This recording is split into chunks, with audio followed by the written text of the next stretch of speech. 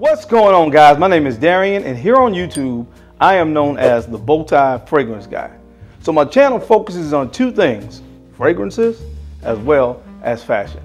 And on today's video, guys, you are in for a treat. We're going to be talking about fashion. I'm going to be talking about suits, nicely tailored suits. That's what we're going to be covering on today. The fit of a suit is the most important element to consider when you're thinking about purchasing a suit.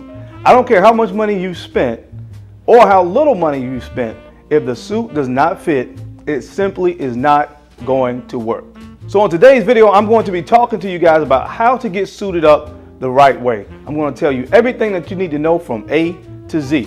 We'll talk about how to make sure that your suit fits properly, as well as talk about how to make sure that you find the right things in your wardrobe to accessorize the suit to make it look its absolute best. And in today's video, guys, we're going to be talking about the suit specifically that I'm wearing today, which is a suit called the Bright Navy from a company called spier&mackay. What I love about suits and menswear from spier&mackay is that you can get quality material, quality clothing at a very, very affordable price. The suits that you see on the website at spier&mackay, as well as the suit, of course, that I'm wearing today, they are all made from some of the finest Italian mills in the world. The suit that I'm wearing today comes from a fine Italian mill called Gualbello. Gualbello Woolen Mill has been making fabric history for years. Established in 1815 in Mongrando, a small village in the province of Biella, Gualbello produces prestigious yarn full of personality, color, and quality, making it one of the most famous woolen mills in the world. Without a shadow of a doubt, Gualbello fabric stands for luxury, elegance, and exclusivity of traditional craftsmanship.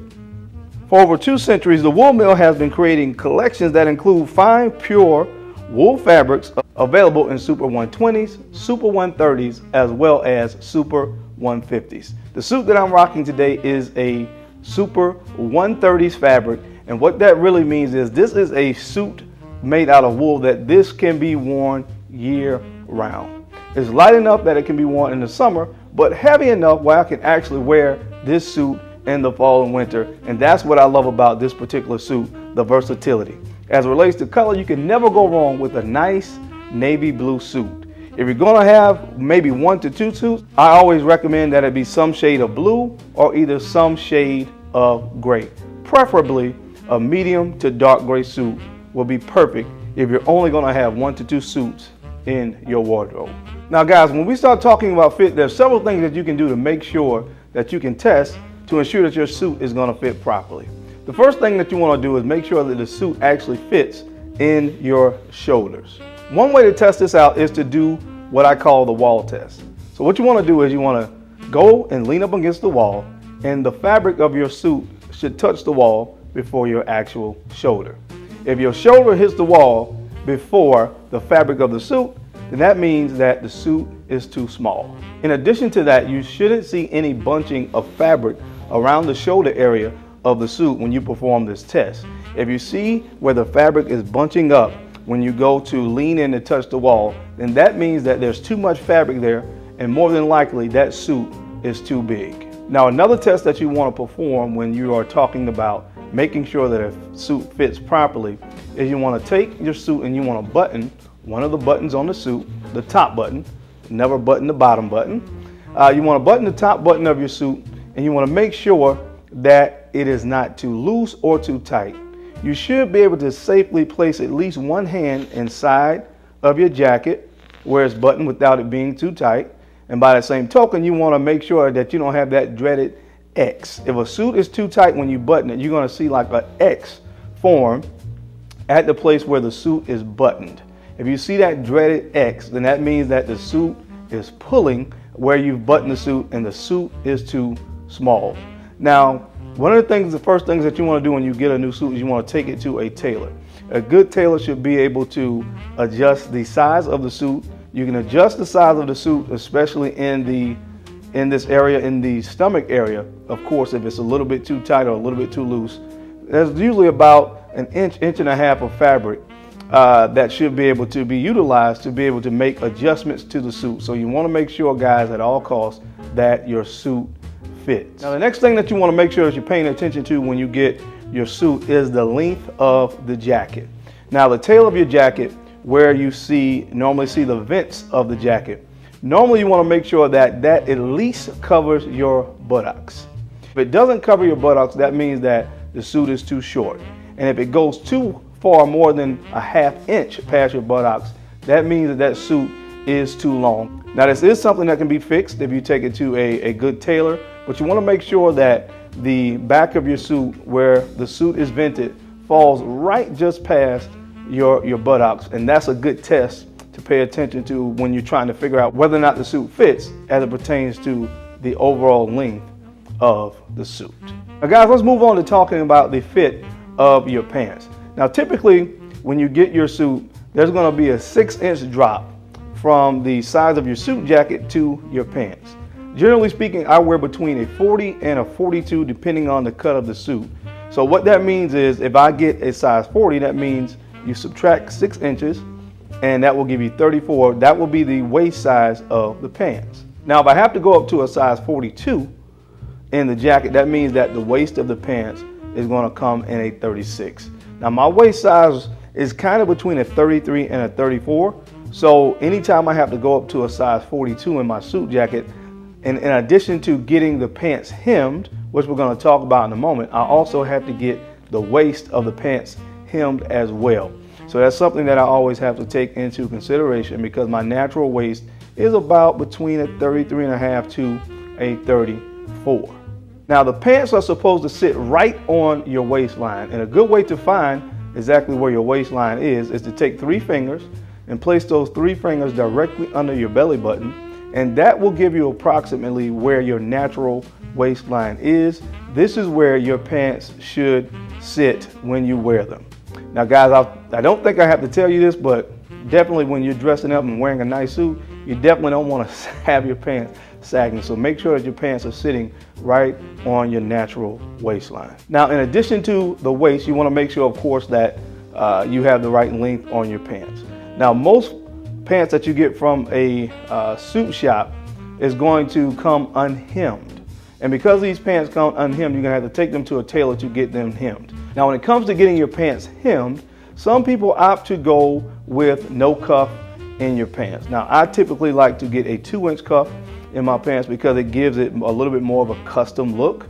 But some people opt to go with no cuffs, or you can get cuffs in 1 inch, 1.5 inches, or again, as I mentioned, I like to wear mine with 2-inch cuffs. But whatever you choose, you want to make sure that you take your pants to a tailor to get them hemmed. Now, another tip when you talk about getting your pants hemmed is going to depend on how you like for your pants to fall onto your shoes when you get them hemmed. Some people opt to go with a full break, a half break, or no break. Now, I personally like to go with no break because I think that's just a much cleaner look. But some people do opt to go with a half break or a full break. But I don't really like the full break because it kind of gives a sloppy appearance in my opinion. So my advice to you would be to go with no break, or if you're gonna have a break, definitely only go with the half break on your suit pants. Now, another quick point I want to make about the jackets: when you look at a jacket, there are traditionally 3 types of lapels that you're going to find on a jacket. You're going to find either a notch lapel, a peak lapel, or a shawl lapel collar. Now, the suit that I'm wearing today from spier&mackay is a notch lapel, which is really, for the most part, the more traditional lapel style that you'll see on most suits. Now, I do really like the peak lapel as well, which is a lapel that's a little bit more flashy. And then you talk about the shawl. You typically see that more on more formal type suits, maybe like a tuxedo. But my opinion on lapel is that you wear what really works for you. Again, traditionally speaking, you're going to see me wearing either a peak or either a notch lapel. But again, if a shawl lapel is something that you like outside of formal wear, then, you know, hey, I say go for it. But most traditional men's suits, you're going to see either a notch or either a peak lapel. Now, guys, as it pertains to the fabric of the suit, as I mentioned before, most of the suits from spier&mackay come from some of the finest Italian mills in the world. You have Italian males like Guarvello, you have Vitale, Barberis Canonico, you have Zingone, just to name a few. But you want to make sure that your suit is made out of some type of nice wool fabric. I personally like to get suits that are good for year-round, that are like year-round fabrics, but you do have heavier fabrics as well, like wool and tweed, that are good for the fall and winter. And conversely, you have fabrics like cotton and linen that are really, really good for the summer. As it pertains to colors of your suits, navy blue and gray are good year-round colors. In the colder months, you can wear darker colored suits like burgundy and brown. And when it's warm outside or hot, you can look at colors like tan that are lighter in color. Those types of color suits tend to really, really work well when it is warm outside.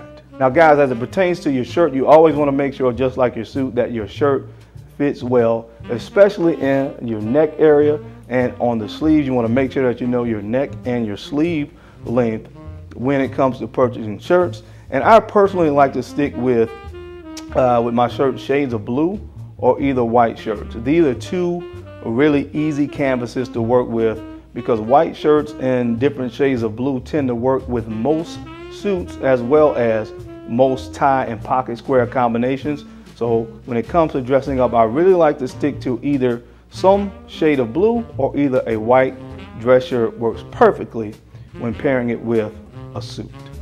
Now guys, when it comes to the length of your shirt, you want to make sure that the length is sufficient where it can be neatly tucked into your trousers without bunching on either side. Go with a dress shirt where the collar points are long enough to be hidden by the lapel of your jacket as well. I typically like to go with a spread collar because it really makes it a lot easier for the lapel of your jacket to fall over the pinpoints of your shirt collar. It's just a lot more clean look, and I think it really, really works well. Now as it pertains to the cuff of your shirt, you can go with either a French cuff or a barrel cuff. I like to wear French cuff shirts sometimes because I really like the opportunity to experiment a little bit more with wearing cuff links as it relates to matching cuff links with my ties and pocket squares. So that's just another fun element to me about dressing up. But of course you can go with a barrel cuff as well, where you don't have to worry about cuff links. Whichever one works for you, that's perfectly fine. Just make sure that if you do choose to go with French cuffs, you choose cuff links that are going to go well with whatever you're wearing on that particular day. Now guys, as it pertains to the tie that you're going to wear, make sure that the tie, of course, matches well with your suit. One rule that I have with ties, I don't like to wear a tie that is the same color of my suit. I like to use the ties in the pocket square to give myself a chance to really play around with some colors and really kind of bring the whole ensemble to life. So as you can see with this blue suit, I paired it with a nice dark purple tie. Now this tie does have hints of blue in it in the background, as well as a lighter colored purple, which almost looked like a lavender, almost like a light pink color. And what you want to do with your pocket square is you want to play off of the secondary color of your tie. Pro tip number one, never wear a pocket square that is an exact match to your tie. That's definitely considered to be a novice thing. You want to make sure that you use a pocket square and choose a pocket square that's going to give the ensemble some life. So you want to look at the secondary colors of your tie and choose a pocket square that would play off of the secondary colors of your tie. Now guys, as it pertains to the actual socks that you choose to wear, I personally like to, this is another area where I like to really play around with it and choose socks that have different colors. Some people like to kind of stick to your basic colors, but I personally like to throw some color in there as well. I like to look at whatever it is that I'm wearing. For instance, with this particular ensemble, I may throw some socks in there that has all colors in there, purple, a little bit of blue as well. But again, if you want to wear traditional blue, black, or brown socks or gray, that is perfectly fine as well. Just do what works best for you. And guys, as it relates to the shoes, you want to make sure that you're choosing a nice pair of shoes to complement what you're wearing. If you're going to spend good money and choose a quality suit, you want to make sure that you have quality leather dress shoes as well. You can find definitely quality dress shoes that start around that $250 price range and kind of go up from there. The shoes that I've chosen to go with today are a nice pair of burgundy McAllister shoes from Allen Edmonds. Things that you want to look for with your dress shoes is that they have nice construction and nice leather quality of your shoes, guys. If you can find shoes that are priced well, that have great leather and great shoe construction, then you're off to a great start as it relates to the shoes. Just make sure that the shoes really coordinates well with whatever you've chosen to wear for the day. All right, guys, that's it. That's my time. I hope you enjoyed this video as I gave you the steps from A to Z, how to find a good suit as it relates to materials, and actually how to go from that point to make sure it fits well and that you find the right accessories to accessorize your suit the right way. As always, I appreciate your time and attention to these videos because, of course, you could have been anywhere else in the world, but you're right here with me, and I sincerely appreciate that. Now, don't forget to take a few moments to like, comment, and subscribe, and share these videos out to folks that you think could use this information or find me entertaining, because I'm your guy, Darian, the Bowtie Fragrance Guy. I love to look good, and of course, I love to smell amazing. So until next time, guys, keep looking good, keep smelling even better. I'll catch you on the flip side. Peace.